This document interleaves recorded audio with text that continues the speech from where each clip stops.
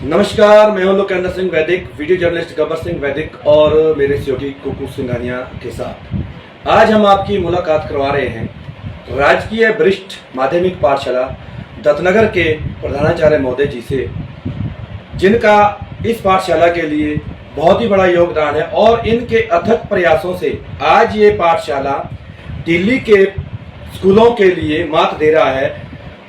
आज हम आपसे यहाँ के जो भी यहाँ पे इन्होंने बहुत सारे ऐसे काम किए हैं जो नए नए आयाम छू रहे हैं। सर, सबसे पहले तो स्वागत है आपका न्यूज़ प्लस टीवी चैनल में।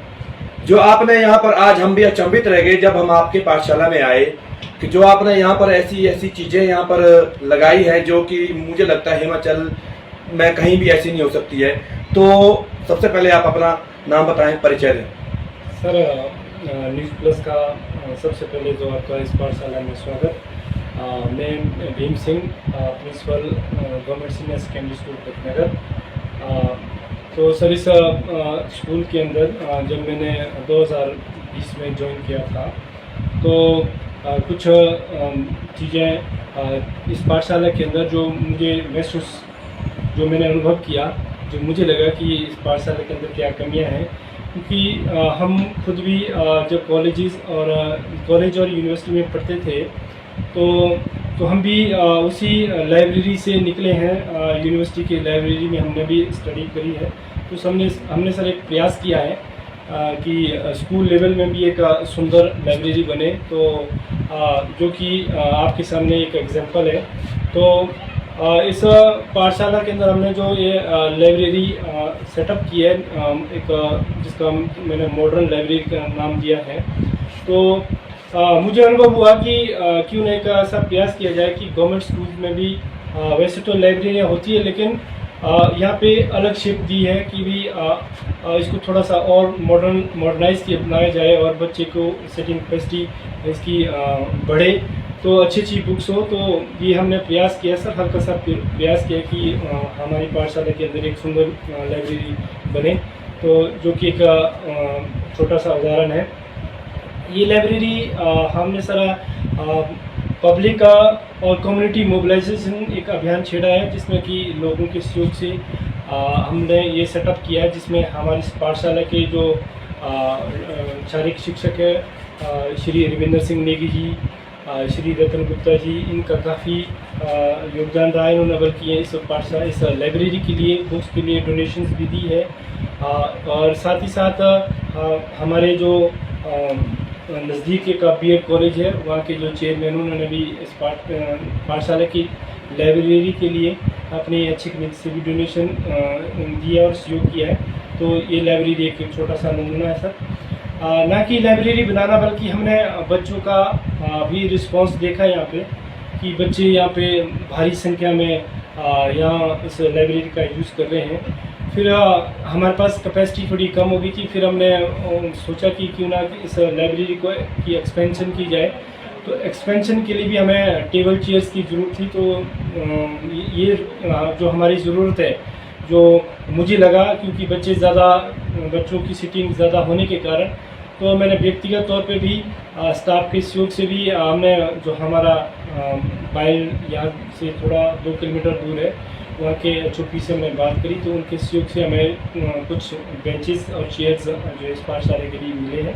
तो इसके लिए मैं वहाँ के बाइल के जो HOP उनका भी धन्यवाद करना चाहूँगा। तो आज सब जिसका फ़ायदा एक सुंदर लाइब्रेरी बनी है, बच्चा भी उसका फ़ायदा उठा रहे हैं। और बल्कि हमने स्थानीय जो पंचायत है उनके लोगों से भी कहा था कि यदि आपको इस पाठशाला का पब्लिकली यूज़ करना चाह रहे हैं तो वो भी स्वागत है।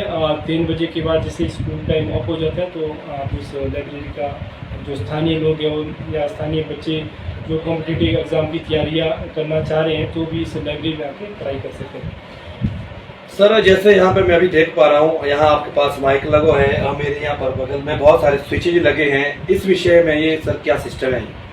सर, आज की इस समय में हम कहते हैं कि साइंस और टेक्नोलॉजी का ज़माना, तो एक छोटा सा प्रयास किया सर। यहाँ पे हमने जो पाठशाला के अंदर जो पूरा CCTV कैमरे से इंस्टॉल्ड है, जितने भी कैमरे इंस्टॉल्ड है, तो साथ ही साथ हमारा पूरा स्कूल कैंपस, क्लासरूम, ऑफिस, पूरा जो हमारा स्कूल कैंपस के साथ साथ जो स्कूल का जो पूरा एरिया है वो CCTV कैमरे के दायरे में है। तो ये सबसे ज़रूरी है इसीलिए कि एक अनुशासन बनाए रखने के लिए, साथ ही साथ बच्चे की सुरक्षा के लिए, हम सभी इस पाठशाला के हिफाजत के लिए ये CCTV कैमरे का आज के समय में होना बहुत ज़रूरी है। साथ ही साथ जो हमारा ये सिस्टम, हमने ये ऑडियो सिस्टम यहाँ सेटअप किया है, तो ये सर मेरा व्यक्तिगत इन्वेस्टमेंट है। तो ये हमने सभी क्लासरूम में ऑडियो सिस्टम सेटअप किया है। तो इसका सबसे फ़ायदा ये है कि मैं डायरेक्टली बच्चे से, ऑफिस से इंटरेक्ट हो सकता हूँ, टीचर से डायरेक्टली मैं बात कर सकता हूँ, बच्चे से मैं डायरेक्टली बात कर सकता हूँ। तो जो भी दिशा निर्देश देने हैं, टीचर्स को देने हैं, बच्चों को देने, तो मैं यहाँ डायरेक्टली यहाँ से दिशा निर्देश भी दे सकता हूँ, या कोई बात करनी है तो मैं लाइव डायरेक्टली मैं बच्चे या किसी भी टीचर से बात कर सकता हूँ, या कोई सूचना देनी है, कोई गाइडलाइन देनी है, वो भी हम यहाँ ऑफिस से बैठ के डायरेक्टली इस तक सूचना दे सकते हैं या दिशा निर्देश दे सकते हैं। तो सर हमने एक कंसेप्ट चलाया है और मुझे लगता है कि इसका फ़ायदा हमें मिल रहा है, क्योंकि नंबर एक तो अनुशासन बनाए रखने के लिए भी, जैसे पाठशाला के अंदर या क्लासरूम के अंदर अनुशासन बनाए रखने के लिए भी इसका हमें फ़ायदा मिल रहा है। साथ ही साथ समय की बचत, क्योंकि सबसे बड़ी बात है कि यदि किसी अध्यापक से मैंने बात करनी है या ऑफिस कार्य से संबंधित या कोई दूसरे मैटर से मुझे किसी टीचर से या बच्चे से बात करनी है, तो किसी क्लास 4 को बुला के फिर उस क्लासरूम में जितना समय क्लास 4 आने जाने में लगता है, तो डायरेक्टली सर हम यहीं से ही बातचीत हो जाती है, जो कि एक मुझे लगता है कि एक अच्छा है हमारे लिए भी, इस पाठशाला के लिए भी। और साथ ही साथ हम सभी जो यहाँ पे अध्यापक काम कर रहे हैं उनके लिए भी, और साथ ही साथ यहाँ पे जो बच्चे जो पढ़ रहे हैं उनके समय की भी इसमें बचत है। बाकी तो मैं ये मानता हूँ सर कि ऐसे प्रयास होने चाहिए, व्यक्तिगत तौर पे ये मेरी राय है। तो आज जो ये हम टेक्नोलॉजी का फ़ायदा उठा रहे हैं, तो मेरा मानना है कि भी ये चीज़ें यदि सभी प्रयास करें तो ये पॉसिबल है। सर हम आपको भली भांति जानते हैं, इससे पहले आप सीनियर सेकेंडरी स्कूल किशोरी में भी रहे हैं, वहाँ का भी आपने काफ़ी अच्छा सुधार किया है। जैसे आप उसके बाद यहाँ पर आए हैं, यहाँ पे हम जैसे ही हमने एंटर किया कि यहाँ पर बहुत ऐसी ऐसी चीज़ें थी जो हमें और स्कूल में नहीं मिली है। हम अंतिम प्रश्न पूछना चाहूँगा, जैसे आज का युवा भयानक नशे की चपेट में आ रहा है, जैसे चिट्टा, जैसे भांग, शराब आदि, तो इस विषय में आप क्या कहना चाहेंगे? सर ये नशा एक जो आज हमारे समाज में पनपा है, और जो हमारा यूथ है, खासकर बच्चा जो स्कूल गोइंग है, जो इस नशे की चपेट में आया है, जो मुख्य जो नशा है वो आज की समय में जो मैं देख रहा हूँ वो चिट्टा है। तो सर ये मेरा मानना तो ये है कि चिट्टे से बच्चों को या आज के युवा को दूर रखना, तो सबसे पहले तो मुझे लगता है कि अभिभावक को आगे आना चाहिए, क्योंकि जब तक अभिभावक आगे नहीं आएंगे स्कूल में या कॉलेजेस में जो बच्चे पढ़ रहे हैं, हमारे पास भी बच्चे यहाँ पढ़ते हैं, तो हमारा प्रयास रहता है कि मॉर्निंग असेंबली में या कभी गैदरिंग करके या क्लासरूम के अंदर बच्चों को हम नशे के दुष्प्रभाव के बारे में हम बताते हैं। Counselling, guiding and counselling cell इस पाठशाला के अंदर बनाए, तो समय में रहते भी यहाँ पे बच्चों की काउंसलिंग होती है sir.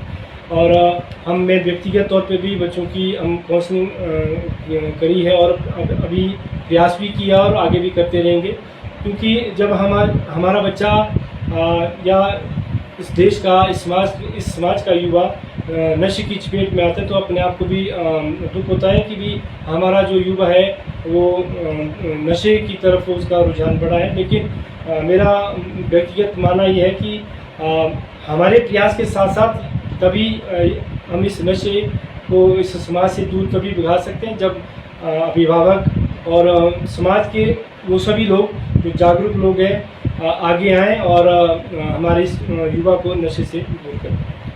News plus TV channel से बात करने के लिए धन्यवाद।